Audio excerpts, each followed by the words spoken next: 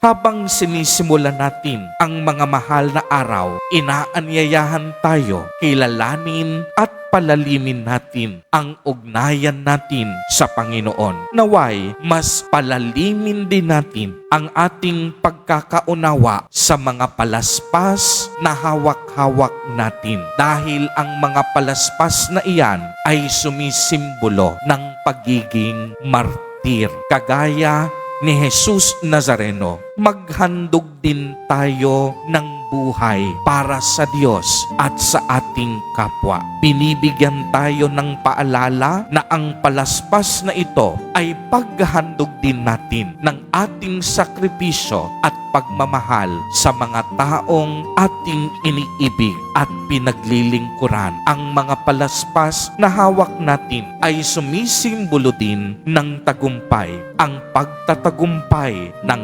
ating Panginoon laban sa kasalanan, ang pagtatagumpay ng kabutihan laban sa kasamaan. Naway ang ating mga mahal na araw na ating pinasisimulan sa araw na ito ay maging banal, makahulugan at mapuno ng tunay na pagpapahalaga.